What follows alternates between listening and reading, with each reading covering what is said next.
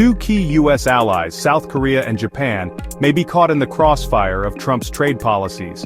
What happens next could reshape global alliances and economic stability in Asia. South Korea and Japan are key allies of the United States. They have been for many decades. This alliance has formed the bedrock of security in East Asia and allowed both nations to grow and prosper under a U.S. security umbrella. Yet this long-standing relationship is now facing a difficult test. The Trump administration's trade policies have created new and unexpected pressures. They are caught between their most important security partner and their largest trading partner, the United States and China. As the ground beneath their feet shifts in real time, it is a high-stakes gamble.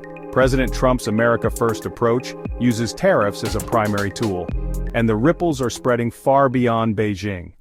The economies of South Korea and Japan are built on a foundation of global trade. They are export powerhouses.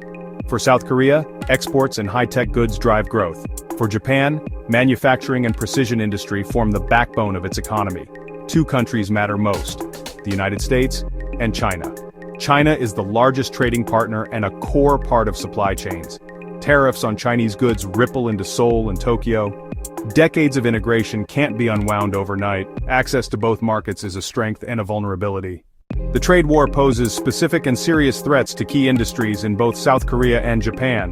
South Korea's tech sector, Samsung, relies on global demand for chips. SK Hynix and other memory makers supply chips used worldwide. These tiny chips power everything from smartphones to advanced military hardware. Many chips ship to factories in China for assembly.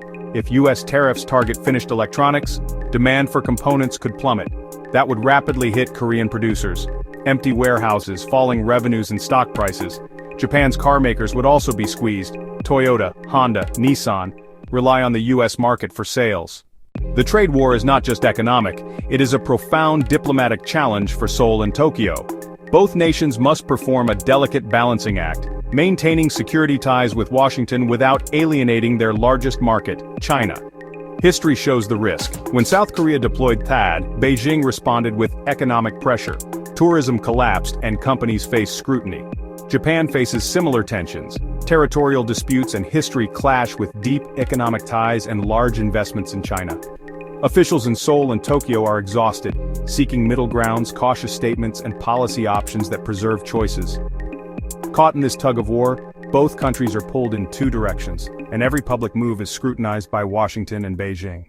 Economic tensions have a way of spilling over into security matters. The U.S. China trade war is no exception. For decades, U.S.-Japan-South Korea cooperation has been crucial to deter threats like North Korea and to share intelligence. Dealing with Pyongyang requires a united front, but economic friction can make coordinated responses harder.